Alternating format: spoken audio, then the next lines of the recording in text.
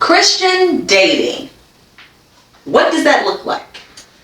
If you saw my last video, I talked about sex outside of marriage and how fornication, as we as believers know, is a sin. That is a no-no, okay? So then what does dating look like as a Christian?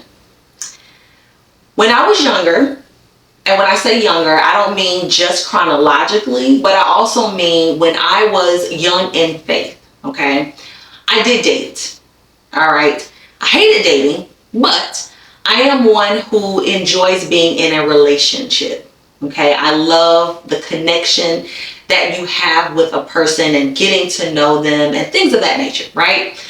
And so once I found myself in a relationship, or once I found myself, getting to know someone and we're spending time with each other, I needed a guide. I needed something to help me, right? Not to fall into a space and a place where I had to go before the altar on a Sunday morning, like I'm Usher talking about, these are my confessions, okay? I needed something, all right? And so the Bible tells us that when we are tempted, he will give us a way of escape. And I'm going to tell you right now, if your heart's desire, right, is to live holy, and your heart's desire is to please the Lord, okay, that is your true heart's desire, he will give you that way of escape. He will give you that way of escape. You just got to take it. You just got to take it. So what exactly does that look like? I'll tell you what that looked like for me. When my husband and I were dating, it was actually more like a courtship, but that's another story. But when he and I were dating, one of the things that we did was we did not ride in the same car to and from wherever we were going, okay? And he's actually running the camera right now, so he's like shaking his head and like, laughing, right?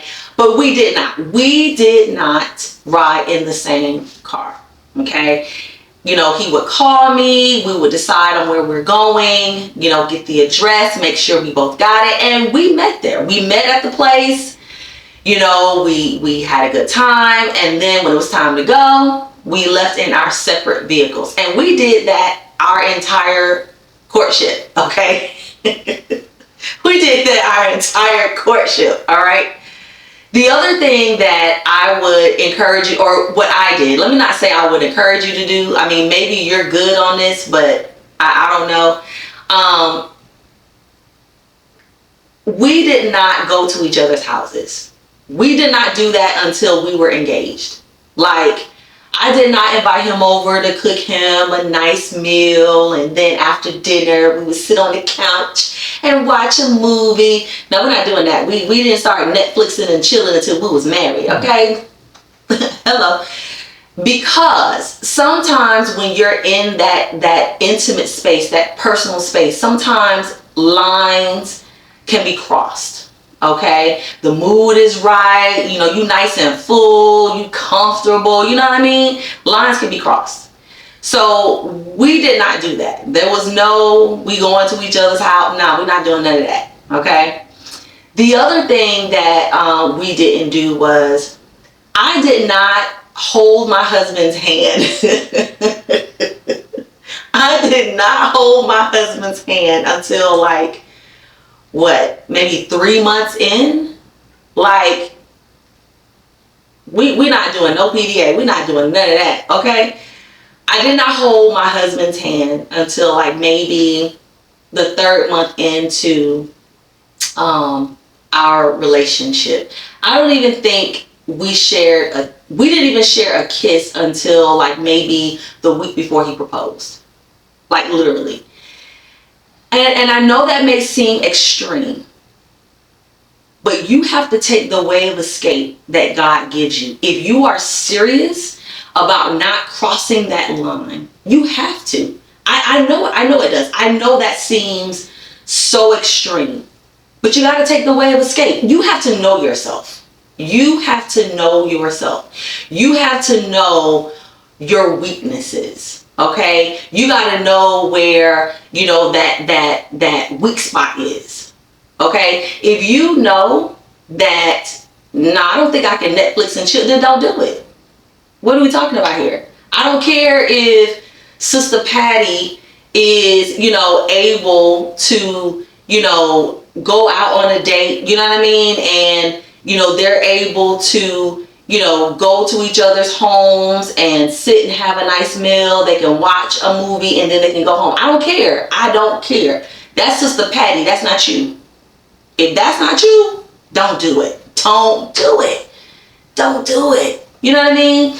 If you know that if you were to hug a person that you're seeing, that you're connected with, that you feel, you know, feelings for, and that, you know, that church hug could then turn to a warm embrace, and then that warm embrace can turn into something else, man, don't do it. You better shake his hand. You better dap it up. You better do something, but don't do that.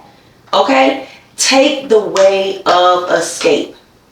Take the way of escape that God gives you to keep you from falling. To keep you from falling. My husband and I were not engaged for a long period of time. We were not. He asked me to marry him, and I think a week and a half later we were married. Okay. Hello. We're not doing that whole long engagement situation, and then the next thing you know what I'm saying? Because we're not living apart. You know what I'm saying? And, you know, we decide to like move in together, you know what I'm saying, to combine income and all of this stuff or whatever. And now you're in a situation where, yeah, you engaged, but you're living together. The temptation is there. No, we're not doing all that. So I also, and this was me, we did not have a long engagement. Okay. He is also a part of the ministry that I'm in. He is an elder at our church. So, you know, we were both in agreement. Okay. Yeah, we're going to go ahead and get this done. Okay. We're going to go ahead and go into the bishop's office. You know what I'm saying? Go ahead and have him perform this ceremony. We can do the wedding thing. We can do that later. All right. But we're going to get this done now. Okay. Because we're not trying to live in sin. I'm going to talk about shacking another time. But we're not going to live in sin. Okay. We already know our own personal weaknesses. We know what the word says. We don't want our good spoken evil of. So we're going to take these ways of escape that the Lord gives us because he's faithful like that, right? He's not going to, you know, see his children struggling and not provide the help that we need. The Bible says that he has given us everything that we need for life and for godliness, for godly living, for holy living. He has already given it to us. All we have to do is just embrace it and be obedient to it.